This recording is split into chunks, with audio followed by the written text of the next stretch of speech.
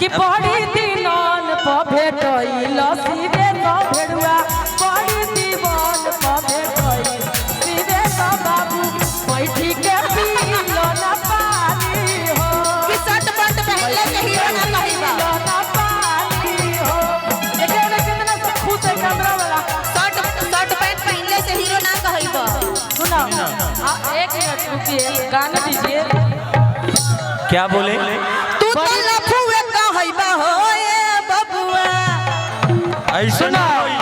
कानामा कोइला से हीरो न कहइबा ए शिवेश जी तू तो लफुए कहिबा ए शिवेश जी तू तो लफुए कहिबा ए शिवेश जी अरे शर्ट पैंट पहनले से हीरो ना कहिबा ए बबुआ शर्ट पैंट पहनले से हीरो ना कहिबा ए बबुआ तू ललौंडे कहिबा ए बबुआ तू ललौंडे कहिबा ए बबुआ हेलो सुनी के डाल टूटने से पहले छिटकती जरूर है कल कि डाल टूटने से पहले ए निशा जी सामने आइए कि डाल टूटने से पहले छिटकती जरूर है और लड़की पटने से पहले हिचकती जरूर है। अच्छा कल जानते हैं क्या लिखा है प्रियंका सिंह भास्कर और निशा पांडे मिल करके अनुपमा जाने का शिवेश मिश्रा का पानी निकाल दिए कहाँ पानी निकला पानी निकलने वाला इतने में पानी निकलेगा जवाब तब तक जवानी जवाब दो जवाब जवाब दी हाँ आज ए शिवेश दुबर भइला हो हम कनी सबे के चक्कर में अब तो पियर भैनी हो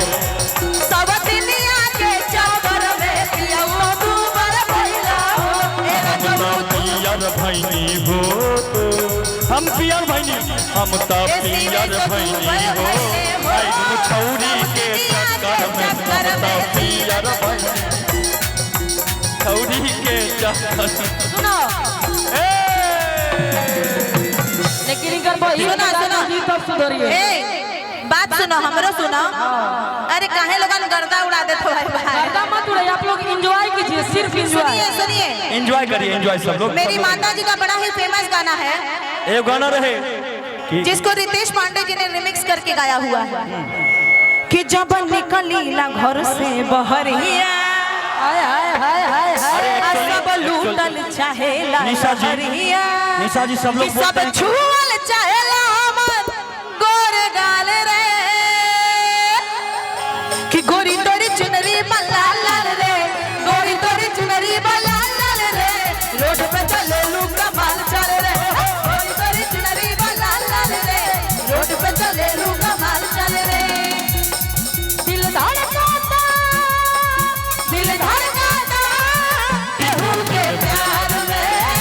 केहू के प्यार में बड़ा मस्त भइल बा मस्ती में दिल बैठल प्यार की कस्ती में बड़ा मस्त भइल बा मस्ती में दिल बैठल प्यार की कस्ती में रहे रखिया रोजे इंतजार में इससे अच्छा ही गाइए ए राजा राजा राजा करे जा में समाजा उठल तनी गोरा भेटाई खूबे मजा ए राजा राजा राजा करे जा में समाजा उठल तनी गोरा भेटाई खूबे मजा अब भैया में कसी के सैया ऐसे प्यार ना करेला हमेशा चुमा ले ले ऐसे ना चुमा ले ए ना कोई बात नहीं। प्यार करेला ऐसे पहले फीलिंग तो दीजिए प्यार। कि बहिया में कसी के सैया हाय दैया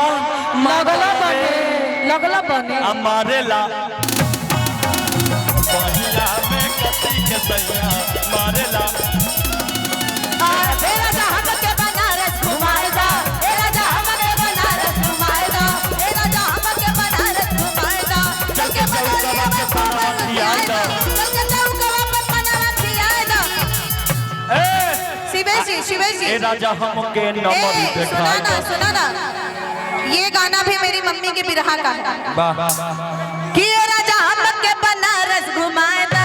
ए राजा हमके बनारस घुमाए दा चल के चौकवा पे बनारस का है घुमा कि ए राजा हमके वैशाली दिखाई दा ए राजा हमके वैशाली दिखाई दा चौके पातेपुर में बनावा खियाई दा चल के पातेपुर में बनारस खियाए दा ए राजा हमके वैशाली दिखाई दा ए राजा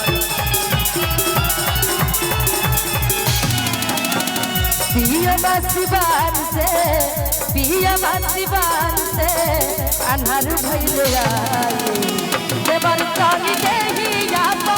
डाली तोर जाई देवर तानी देहिया तो डाली तोर जाई पिया सिवान से अनहर भइले आई देवर तानी देहिया तो डाली तोर जाई देवर तानी देहिया तो डाली तोर जाई।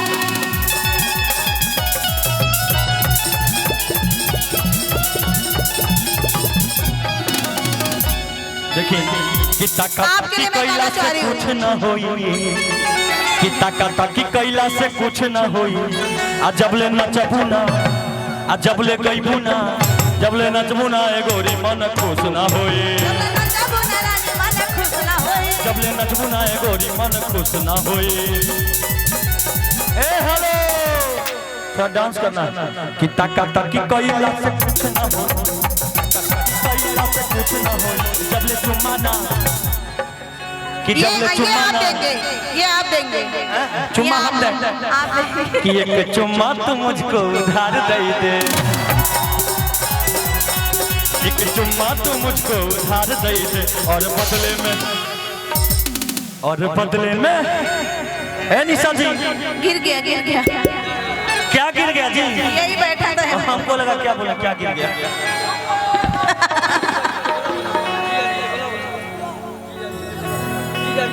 हाँ वो सब दिल टूटने वाला होगा पहले गिराने दीजिए ना गिरवा ये पागल हो गया है क्या इसको मंच पे बैठना है।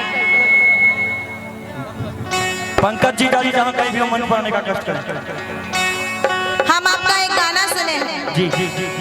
वो जो लइका पापा तोहरे के कहता वाला हाँ लइका बाटे तोहरे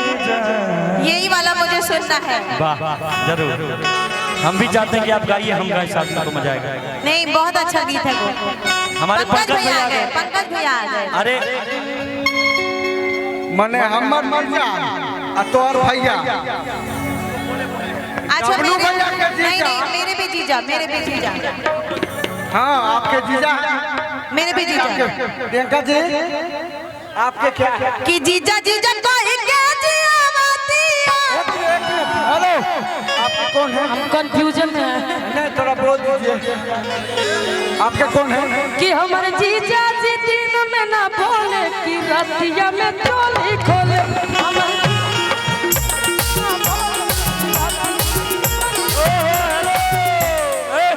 निशा जी आपके लिए एक बात कहना चाहता हूँ टिंकू भैया थोड़ा बीच से आप इधर आइए। बाबू आप लोग क्यों खड़े हो यहाँ पंकज जीजा जी अरे तो साइड रखिए ना सुनिए ना। हेलो थोड़ा दूरी बनाइए 1 मिनट 2 मिनट के प्रोग्राम। हेलो सब आदमी पीछे चलिए गर्मी हो रहा है 2 मिनट के लिए पीछे चलिए सब आदमी पीछे चलिए 2 गज की दूरी मास्क है जरूर भाई प्लीज मंच पे खाली जीजा जी हेलो शिवेश जी निशा जी और प्रियंका जी निशा जी के लिए कहेंगे हम निशा जी के लिए एक बात कहना चाहते हैं निशा जी इधर आइए। अरे आइए ना आपके आने से क्या हो गया? आज तो आप हमारी जान बन गई निशा जी। क्या बात है आपके लिए एक बात कहना चाहते हैं ओ साथी रे वो तो होगा ही लेकिन एक बात कहना चाहता हूँ बिना भी क्या जीना ये लोग एक मिनट ये लोग बोलेंगे तो एक बात बोलूं मैं थोड़ा म्यूजिक वाले भैया रुकिएगा कि बंदा बहुत काम का हूँ बहुत काम का होता क्या बात है कि बंदा बहुत काम का हूँ बहुत काम का होता ये तो वैशाली वालों के सुनिए ना नीचे लेके उतर जाइए या तो नीचे आ जाइए नहीं तो ऊपर आ जाइए कि हम तो अरे भैया नीचे यूट्यूबर्स हैं थोड़ा साइड हो जाइए इधर आ जाइए निशा जी हाँ बोलिए सब लोग सुनिएगा भाई लोग कि बंदा अच्छा लगा ताली बजाइएगा लास्ट में एक बार जोरदार ताली और आपको भी अच्छा लगे तो बजाइएगा कि बंदा बहुत काम का हूँ बहुत काम का होता कि बंदा बहुत काम का हूँ बहुत काम का होता ये तो वैशाली वालों के प्यार ने रोक रखा है वरना निशा जी आपके माथे में सिंदूर मेरे नाम का अच्छा हेलो आप इधर ठरकते हैं आप उधर ठरकते हैं अच्छा आप इधर ठरकते हैं आप उधर ठरकते हैं हमको नहीं पता आप किधर ठरकते हैं ऐसा नहीं है देखिए तू घबरा बिल बड़ो ये मोहब्बत की बात है ये टिंकू भैया की